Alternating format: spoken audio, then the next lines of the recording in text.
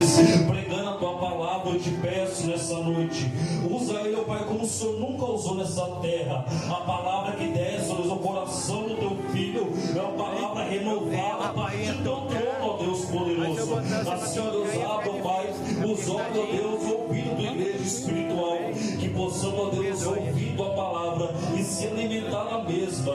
É isso, ó Deus, que eu te peço e te agradeço, em nome de Jesus. E a igreja que crê, confirma e concorda comigo, dá um grado de glória em nome de Jesus. Glória a Deus!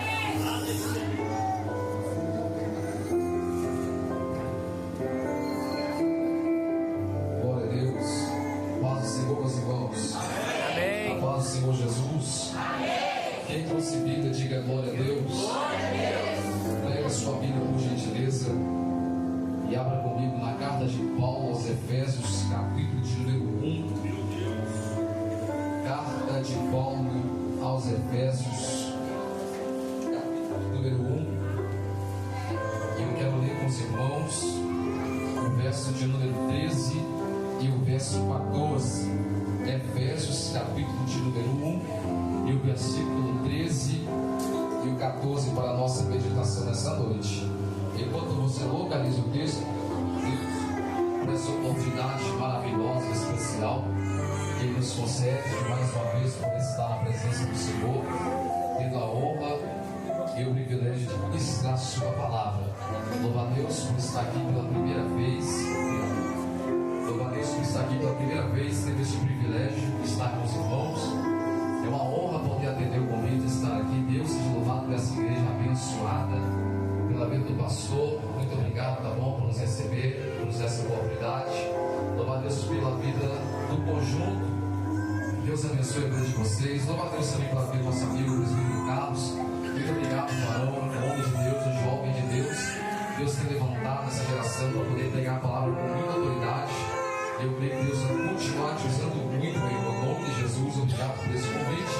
Louva a Deus pela vida do nosso amigo pastor Nilson, que orou por nós, missionária Jordana. Deus abençoe vocês, tá bom? Ministério MVB, reitor, aos obreiros da retaguarda. E para fechar com chave de ouro, uma recepção da vida da minha esposa, que louvou aqui, Beatriz. Essa jovem é uma bênção, irmãos, da minha vida, uma bênção do meu ministério, nesse mundo em que nós vivemos, onde muitos jovens querem saber de tudo menos de comunhão com Deus. Deus me deu o presente de conhecer, de me casar com uma jovem que ora, uma jovem que lê a palavra, uma jovem temente a Deus. Não para engrandecer nem eu nem ela, mas essa jovem é uma jovem que eu chamei ela para poder passar um período de 8 horas de oração, e ela pegou firme comigo, e nós estivemos orando de 8 da manhã às 4 da tarde na igreja. E ela não foi embora até dar 4 horas, esteve lá comigo encerrado. Muito obrigado, tá bom, pelo seu apoio, tá bom? Fica na intercessão. E a todos os irmãos, que Deus muito vos abençoe em nome de Jesus.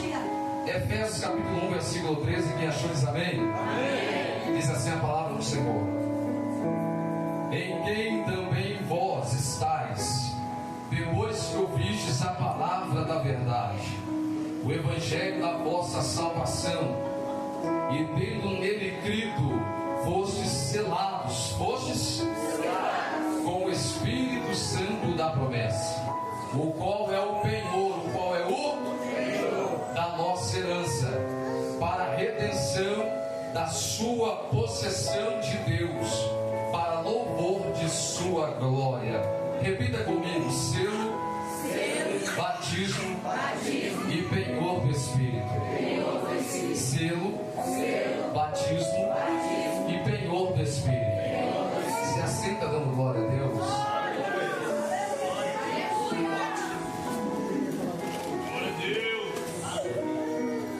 E eu peço toda a sua atenção mais um pouco, principalmente na introdução da mensagem, para você entender o que Deus tem para falar conosco aqui nessa noite. Eu quero ler este mesmo texto que nós fizemos a leitura na tradução NVI, que vai dizer o versículo 13 e 14: quando vocês ouviram a palavra da verdade, o evangelho da sua salvação, e creram nele, foram selados em Cristo com o Espírito Santo da promessa, que é a garantia da nossa herança, até a redenção daqueles que pertencem a Deus, para o louvor de sua glória. Eu quero nos pregar essa noite a respeito do Espírito Santo.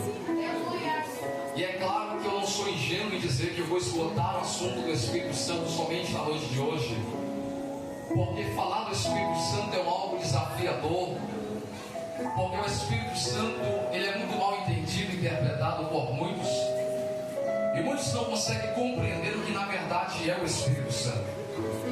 Se nós formos falar por completo o que é o Espírito Santo, gastaríamos dias, semanas, meses, anos, e talvez não conseguiríamos falar de tudo que o Espírito Santo é para nós, para a humanidade, em todo. Nós não conseguiríamos terminar de falar sobre ele, porque é algo extraordinário.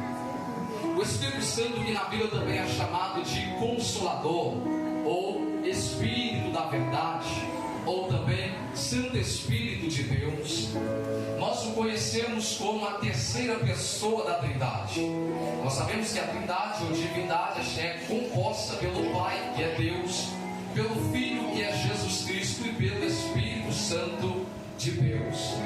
Quando nós o chamamos de a terceira pessoa da Trindade, nós não estamos dizendo que por ele ser a terceira pessoa, ele é o inferior a eles. Na verdade, ambos se tornam um, mais um em três. Vai entender esse mistério da Trindade. Mas o Espírito Santo ele não é menor do que Deus, ele não é menor do que Jesus, porque assim como Deus, ele é onipotente, porque ele pode todas as coisas, onipresente, porque ele está em todos os lugares, e onisciente, porque ele tem a ciência de tudo no céu, na terra e debaixo da terra. O Espírito Santo de Deus, eu disse que é um pouco mal interpretado por muitos, porque alguns vão ver o Espírito Santo como apenas um arrepio que nós sentimos no culto como esse. Alguns vão ver o Espírito Santo como apenas um frio na barriga, as mãos suando, aquela energia que a gente sente, mas na verdade o Espírito não é uma energia invisível. O Espírito Santo também não é uma força cósmica. O Espírito Santo não se resume àquilo que nós expressamos do lado de fora, como pular, sapatear, rodar, falar em línguas. Isso não resume quem é o Espírito Santo. Ele é um ser, ele é uma pessoa, ele é uma divindade que possui emoções, possui sentimento, possui pensamentos. Ele é Deus. O Espírito Santo ele tem os seus atributos, e sobre 3 atributos do Espírito Santo eu quero falar aqui nessa noite.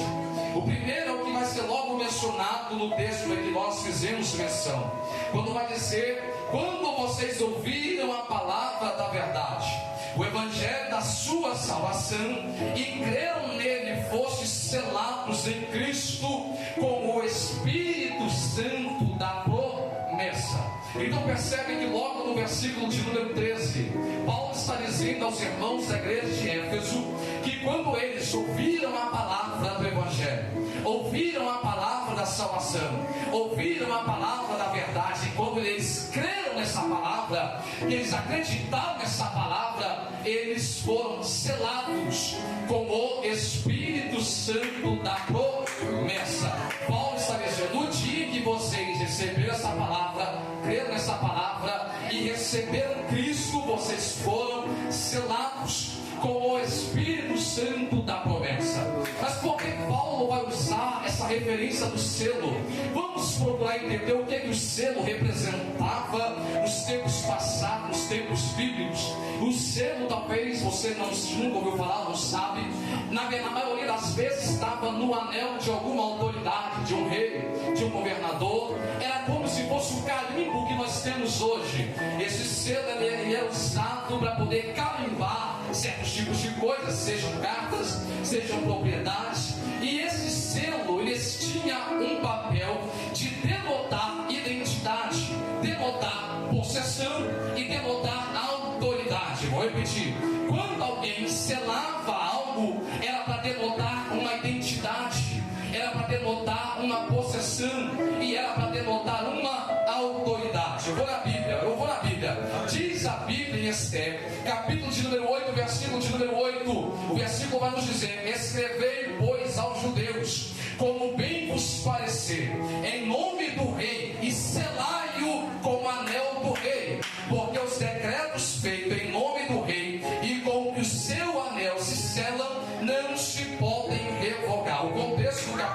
Esther é logo após a morte do homem Amã, que queria destruir o povo judeu. Deus a intervir no meio por intermédio de Mardoqueu e Esther. Amã morre na forca que ele havia preparado para Mardoqueu. E agora a rainha Esther deu um pedido ao rei Assuero, para dizer: olha, Amã queria matar o povo judeu, mas faz o seguinte, manda cartas a todo o povo e sela com teu selo, para que seja revogado esse mandamento de acabar com o povo judeu.